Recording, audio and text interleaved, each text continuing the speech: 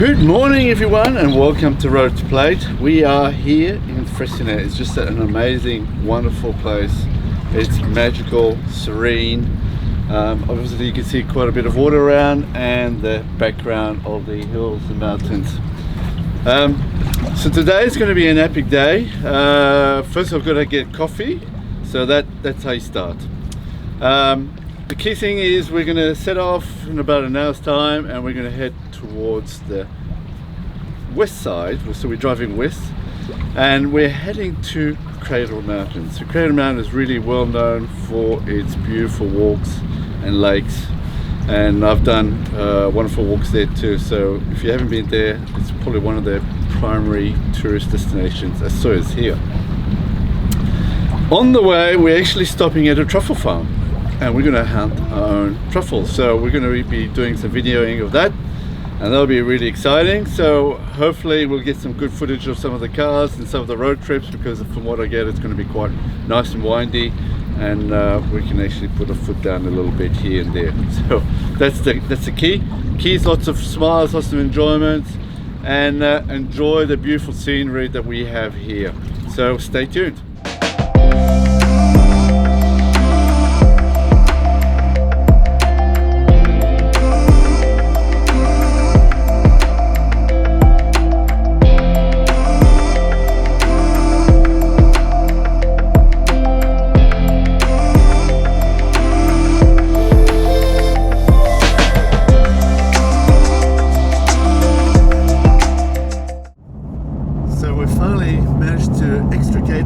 From Freycinet, and we are now winding our way through some nice forests, winding roads, and really getting to test the car's capability. How are you going there, Craig?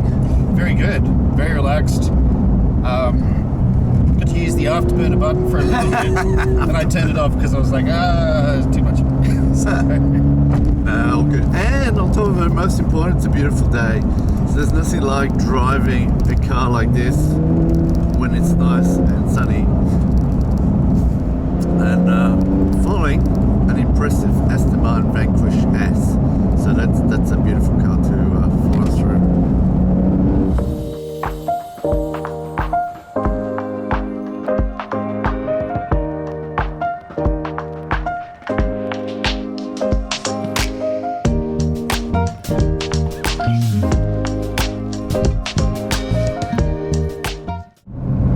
Special edition name again? It says on the side, maybe Extreme or something. Yeah, good question. I remember seeing it because it's got a nice little kind of logo for it.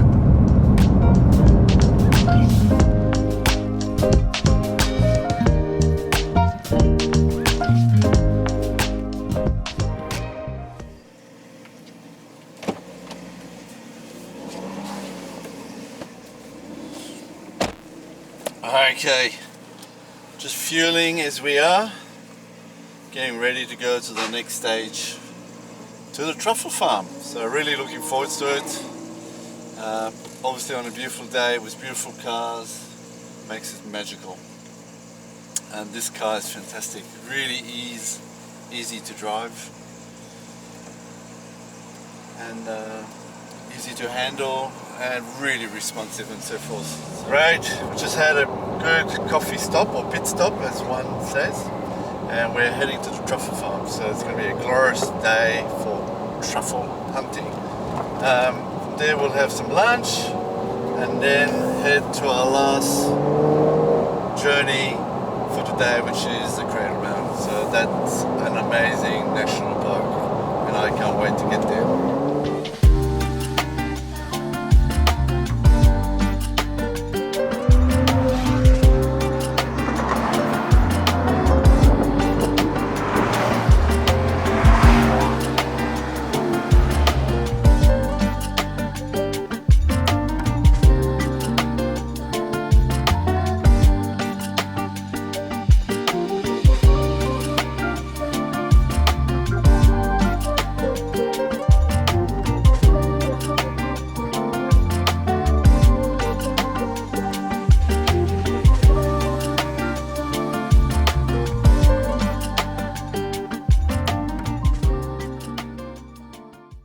Everybody, we are now just arrived at the truffle farm and we're just about to start doing some truffle hunting. It's beautiful areas.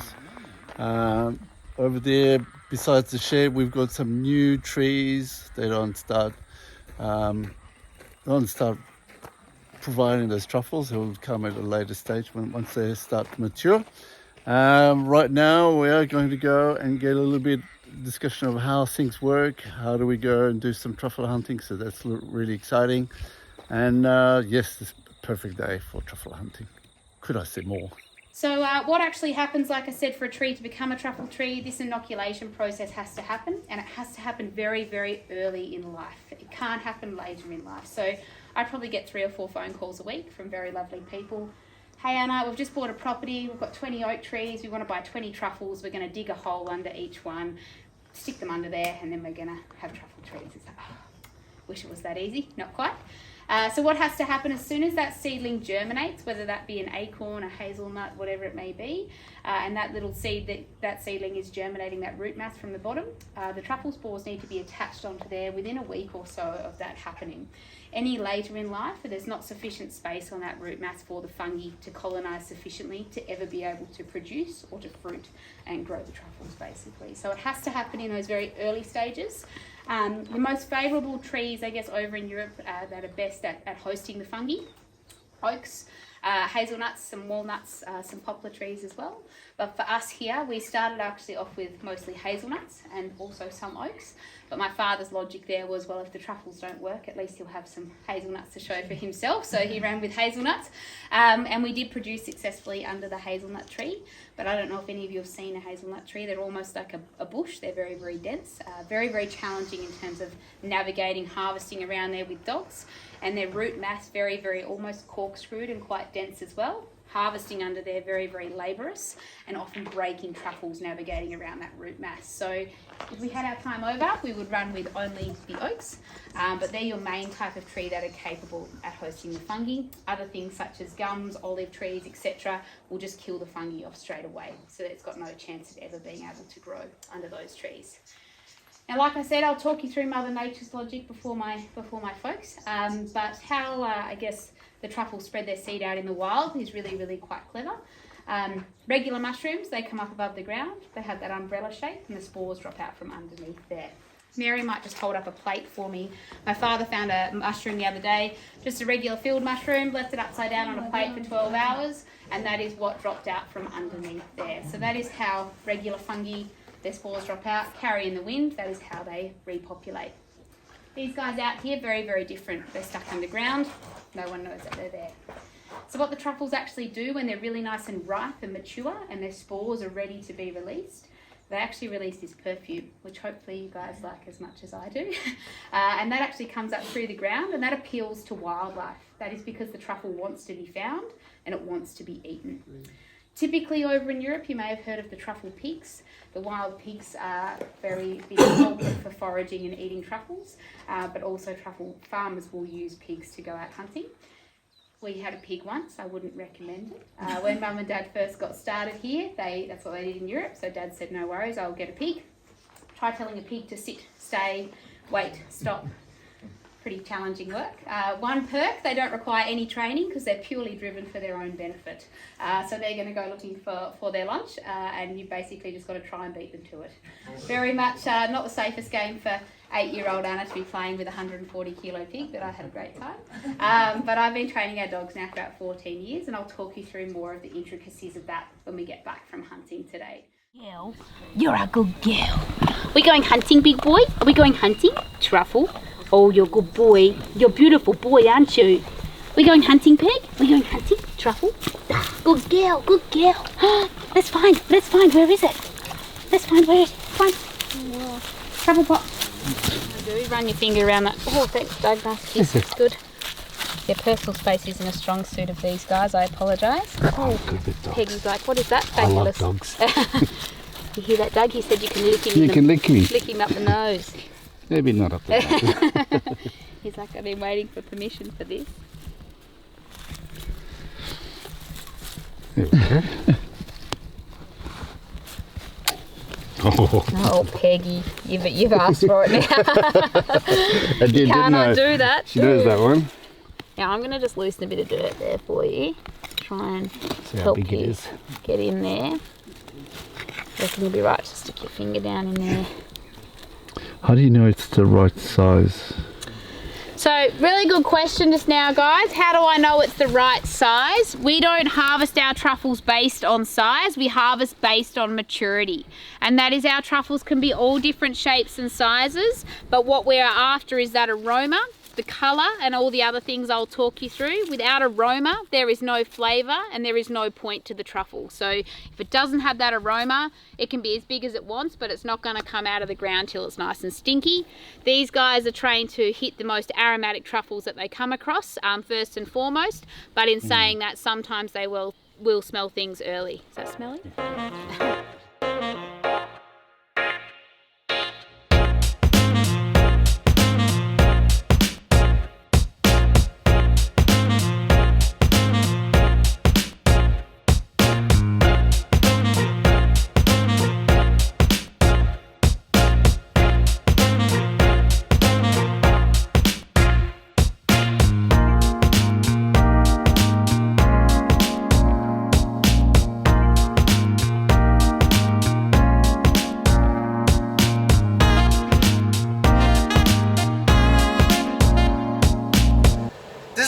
Olive, there's a lot of earth to it, so it's sort of like real nature type of Earthy.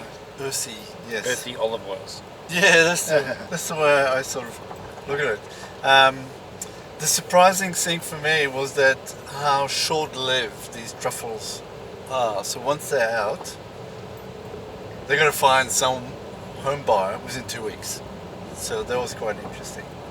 The other interesting thing was the size is not the key, it's actually the maturity. So you can have a small truffle and a large truffle, and as long as the maturity is pretty much the same. Which was a theme with the oysters. Yeah, exactly. Yeah, so that was really, really, really interesting. How did you find it? Look, I thought that this actual place was amazing. They served us up a lot of food with infused truffle and honey in mustard, which was a bit unusual. It sure was, yeah. So yeah, I love truffles. And I love this how good was the pizza? There was probably $100 worth of truffle on the free pizza. Yes. Yeah, no, that's and it was the different truffle. It was the browner truffle, which was the summer truffle rather than the winter truffle. Yes. So that was great. So now we're heading to Cradle Mountain. It's about an hour and a half drive. We're going through 2 Targa stages. So for those of you who don't know what the Targa stage is, I'll get Craig to explain it. Targa is a race around Tasmania. That's about as much as that. Okay, yeah. So. It was an organised race around Tasmania that was done, I think, at least once a year. Unfortunately, there have been a few fatalities. I think that took place last year, so they basically cancelled it. But there are a lot of beautiful roads around Tasmania, a lot of sweeping, undulating, short, tight roads with spectacular. Well, I'm just happy that you're driving it. Oh, okay.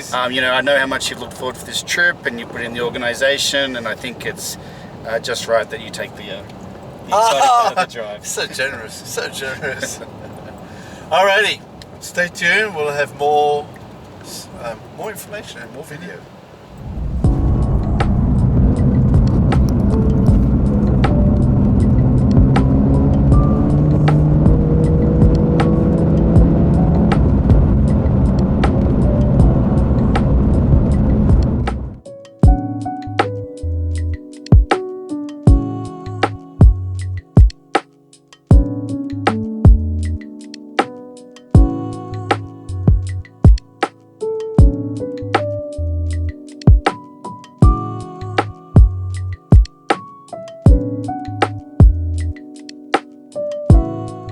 We finally arrived at Cradle Mountain at the edge of 1,600 square kilometers of wilderness. It's a heritage listed. It has majestic views at every angle. But what makes it really serene, majestic is that its flora and fauna. Like this little creature behind me, which I believe is a paddy melon, but I may be wrong. Cradle Mountain is a home for people like you and me that love to experience the wilderness. It has some amazing walks, especially the world known overland track. It only happens between October and March as far as I know, and you have to book, and it's limited. And I did it quite a few years ago, and it is truly wonderful. It's around 70 to 80 kilometers, so if you love bushwalking, this is the place to be. So we had fantastic drive today, all the way from Freycinet to Cradle Mountain with some tight twist turns. And this is what you want with a car like a GTS or any of the sport cars that came along with us.